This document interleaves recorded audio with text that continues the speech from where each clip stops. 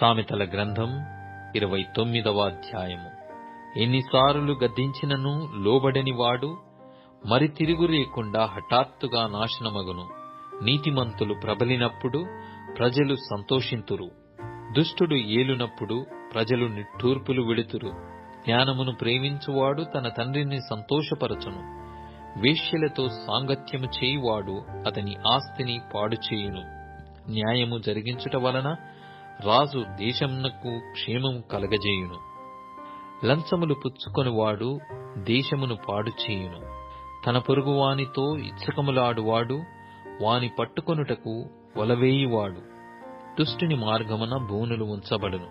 నీతిమంతుడు సంతోషగానములు చేయును. నీతిమంతుడు బీదల కొరకు న్యాయము విచారించును. దుష్టుడు జ్ఞానము వివేచింపడు. అపహాసకులు పట్టణము తల్లడిల్లజేయుదురు.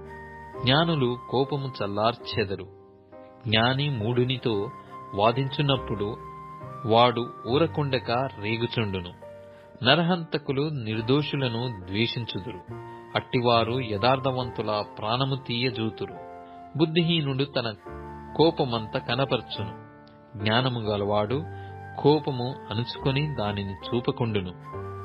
అబద్ధముల నాలకించు రాజునకు ఉద్యోగస్తులందరూ దుష్టులుగానుందురు. బీదలును వడ్డికిచ్చువారును కలిసి కొందురు. ఉభయులకు వెలుగునిచ్చువాడు యెహోవాయే. ఏ రాజు దరిద్రులకు సత్యముగా న్యాయము తీర్చునో ఆ రాజు సింహాసనము నిత్యముగా స్థిరపరచబడును. బెత్తమును గద్దింపును జ్ఞానము కలగజేయును.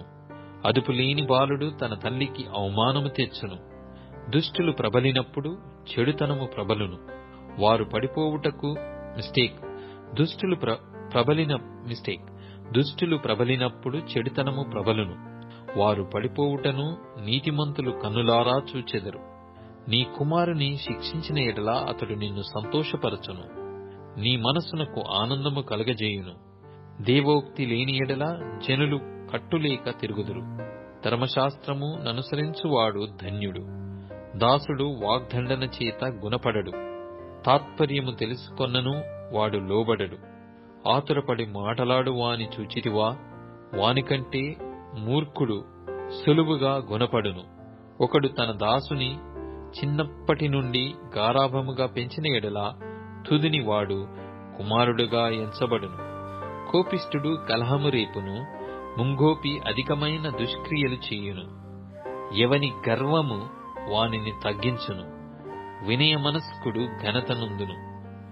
దొంగతో పాలుకూడువాడు తనకు తానే పగవాడు. అట్టివాడు ఒట్టు పెట్టినను సంగతి చెప్పడు. భయపడుట వలన మనుష్యులకు ఉరివచ్చును. యెహోవాయందు నమ్మికయుంచువాడు సురక్షితముగా నుండును. అనేకులు ఏలువాని దయకోరుచుందురు. మనుషులను తీర్పు తీర్చుట యెహోవా వశము. దుర్మార్గుడు నీతిమంతులకు హేయుడు. యథార్థవర్తనుడు భక్తిహీనునికి హేయుడు.